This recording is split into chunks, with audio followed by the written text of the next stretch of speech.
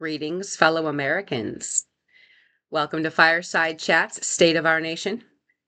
I am your host, Susanna Tanner, candidate for House of Representatives 2026 and President 2028. We are going to continue talking about the National Housing Construction Project. There are multiple promises. There are 3 promises specifically. The second promise is zero tolerance for chaos. Now, this means quite a bit. However, it's important to understand some things related to homelessness. Some of the more prominent complaints are things that we address in the National Housing Construction Project, such as filth and visible drug use. Filth, trash, all that. It needs to be kept up. And holding the homeless accountable for that is one of the major steps that we take. The reason that we take this step is because it is a simple step. It is a step that really shows that the individuals who have to sleep in a tent in these zones until we can get them into permanent housing, they want to be respected and they want to be part of the community. Now, it's not necessarily that every single homeless person leaves trash and paraphernalia out, but there's enough of it out that it makes a significant viewable difference in how our overall area looks and feels. People don't really like to live in trashy areas. And literally, I mean, trash is all over the place kind of areas. So that is the first one that we really address. It is one of the requirements of the housing agreement, the tenant housing agreement, temporary housing agreement. It is mandatory. It is mandatory. Residents must pass monthly inspections in their units that we get for them, but also in the zones. This is a very continuous process. It requires that all drug materials be out of sight so that they are put away, they're put safe, they're not in the view of the public. We just don't need to see that everywhere. We really don't, including sharps, especially sharps. It's important for us to understand we have to keep our environment safe for everyone, not just a few people. It'll be well lit in those areas. We're going to have some security technology in those areas, also to help keep them safe. I'll be going over some of that at a different time. We are making sure that we implement a 3-strike policy so that everyone's held accountable, not just the homeless, but also the NHCP is held accountable. This way, we can make sure that we are still, within the mission parameters, ending homelessness, reducing homelessness at least to near zero, and making sure that the 3 strikes process is clear, and making sure that everyone knows, everyone who is part of this knows what their responsibilities are. There's no tolerance for crime and violence. We are not going to tolerate any disruption, no chaos. The reason for this is because, quite frankly, we care. We care about our community. That is what the NHCP is, people who care. We want to see our entire nation thrive. We want to make sure that we can keep our environment safe. We want to make sure that our people are not in situations like this. We also want to make sure that our people are able to receive addiction recovery help and helping them by promoting simple things like keeping paraphernalia out of sight in safe spaces is one of those ways. It's very simple. We are civic partners. We're not a liability. We pay property taxes as long as they're implemented to the city and the county. That way, we're contributing to local police, fire, and schools. And we are committed to increasing neighborhood stability. We don't want to drain public resources. Our focus is the local economy. So each chapter deals with the local economy. The Vancouver chapter is strictly for the Vancouver chapter. However, as per the last few episodes, I've mentioned that we are able to help establish other chapters after the pilot chapter is established. This is all accountability, making sure that we are all contributing one way or another. We're showing that we're going to do it right. We're going to do it in a way that supports everyone. The neighborhood stability portion is part of the trauma-informed security specialist training. So they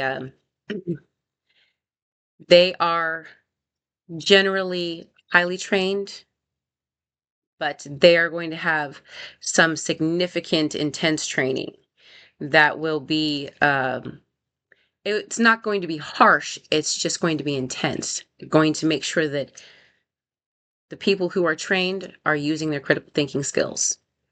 And this is part of what helps reduce incidences with trauma, PTSD, retriggering trauma, all around, both sides.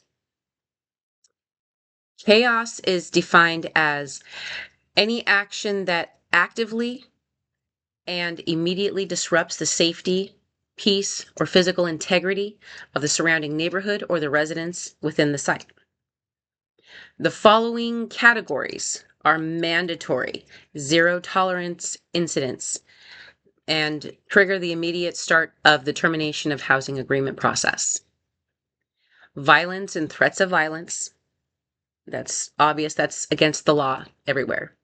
Weapons offenses, brandishing weapons, as long as they are defined by local statutes, they are within the legal ordinance. If they are not, we have to take action. Use of any weapon is defined by, possession, brandishing, or use of any weapon is defined by the statutes, the statute on NHCP property, or the discovery of illegal ordnance or caches. We have to immediately secure those weapons and make sure that they are turned over to law enforcement.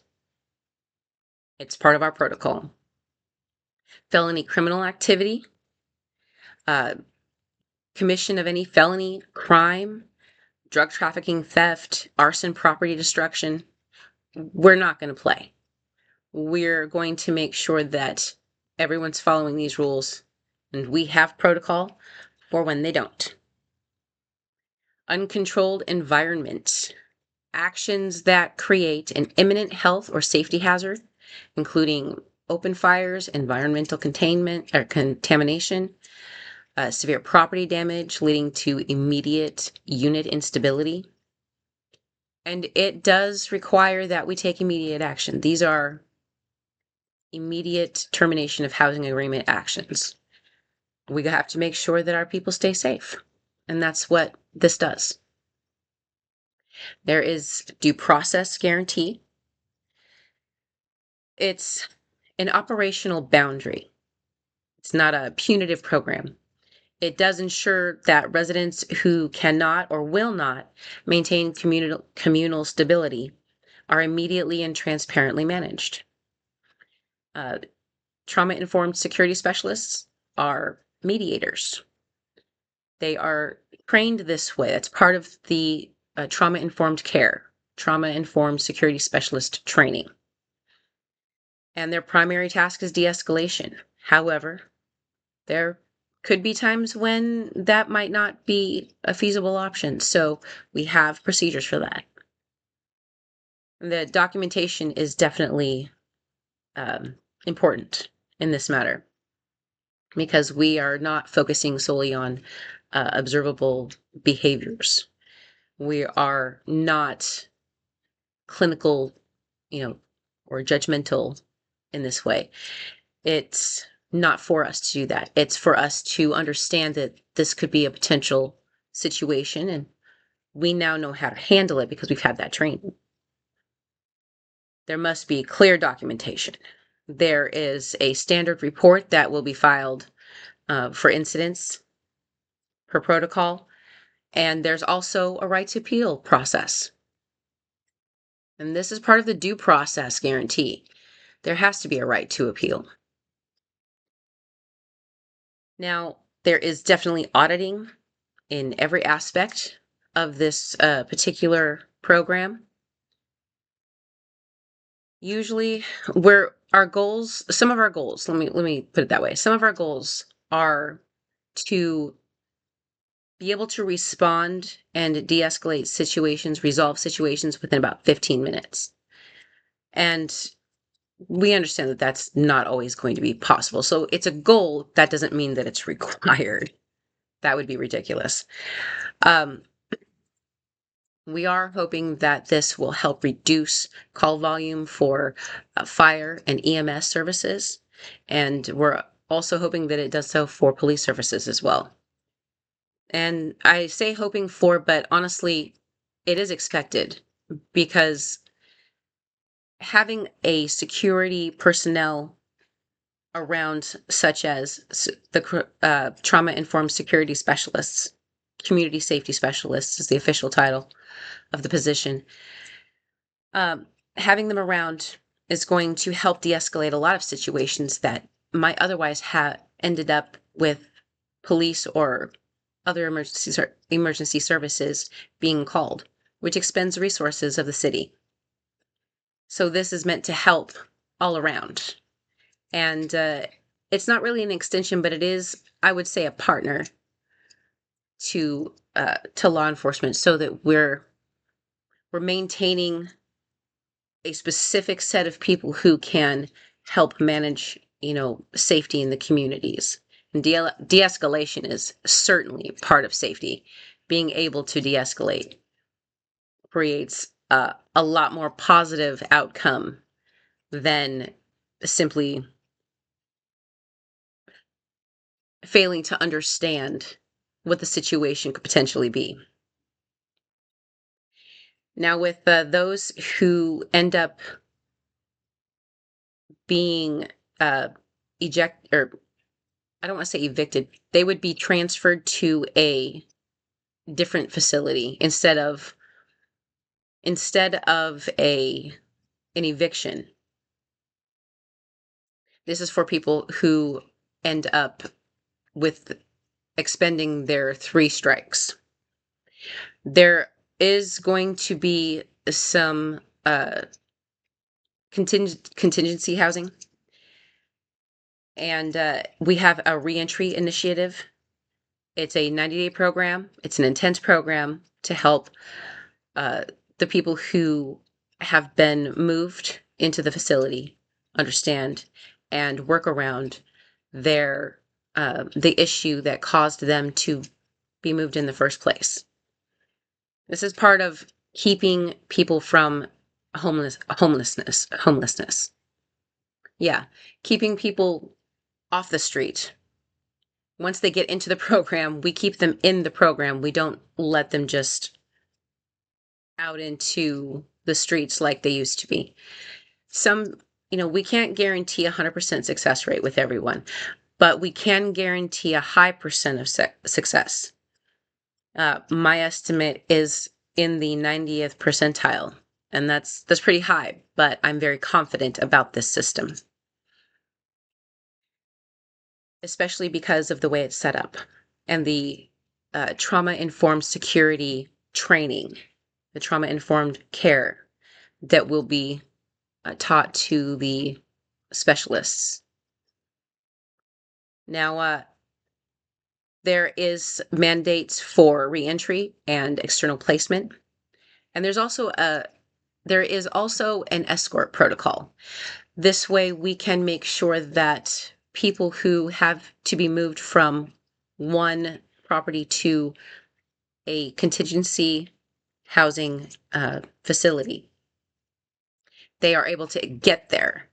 They don't have to try to find their own transportation. We're going to provide that for them so that we can make sure that they are safe and that the communities that they are being transferred from and to are also safe. We also have some operational standards that I think are important to really address. One of those is the resident financial model, and that's the 30% rent. It is 30% of their verified income. It can be derived from whichever source, as long as it's verified. The maximum threshold, or there's a minimum and maximum threshold. There's a minimum contribution, and that's a nominal minimum payment of $50 a month, regardless of income source. It just is there for maintaining the principle of contribution. The cap, though, is 30%. It's the fair market price for an equivalent sized unit. It's meant to ensure that the program never profits or exacerbates high housing costs. It's part of why we also operate debt-free. We don't want to exacerbate those high costs. It's financial stability support. It's full of audits. It's, helping people with case management. The remaining 70% of a resident's income after the 30% is dedicated to personal needs.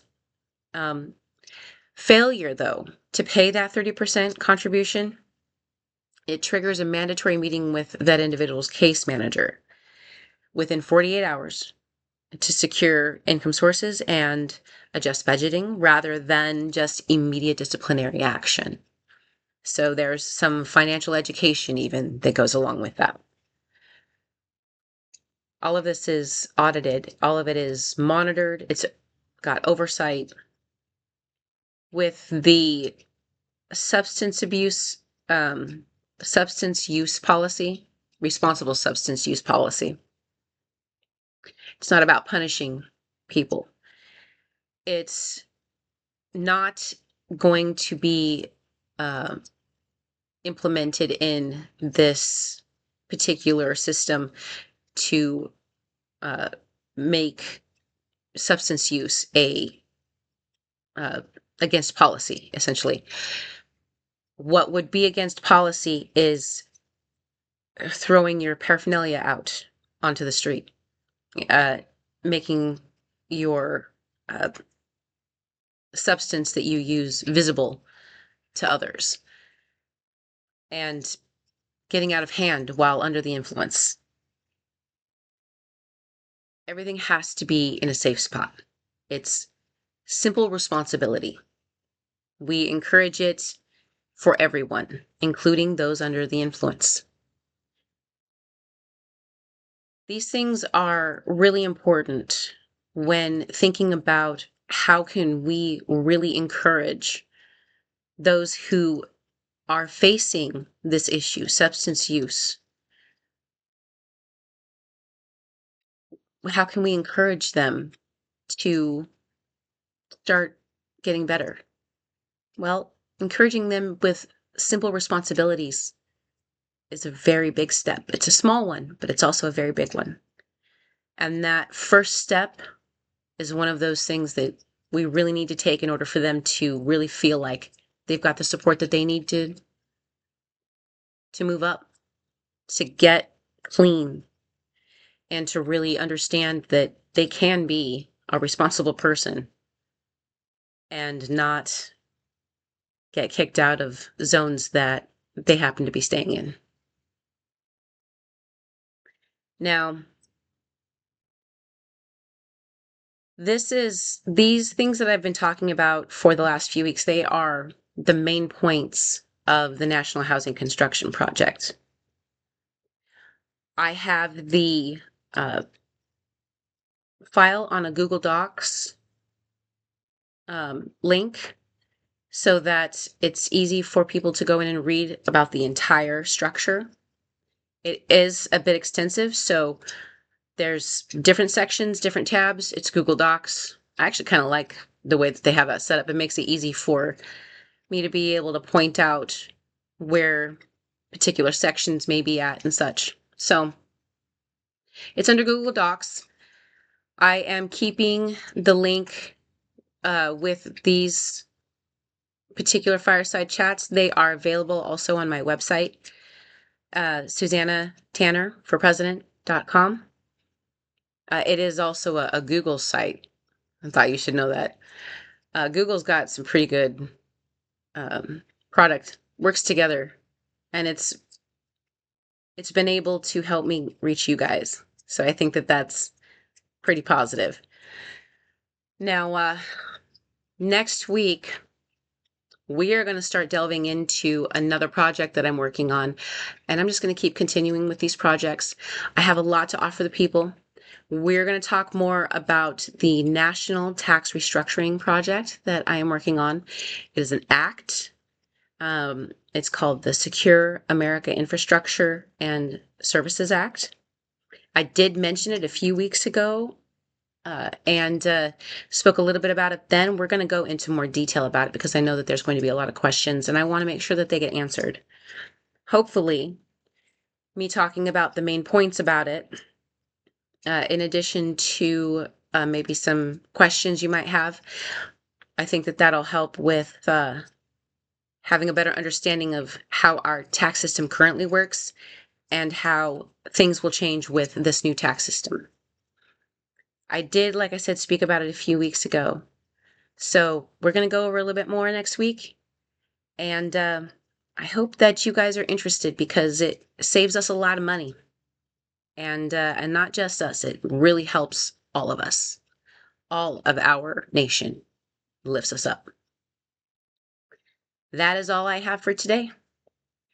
Thank you for your time, and may our path lead to peace and prosperity.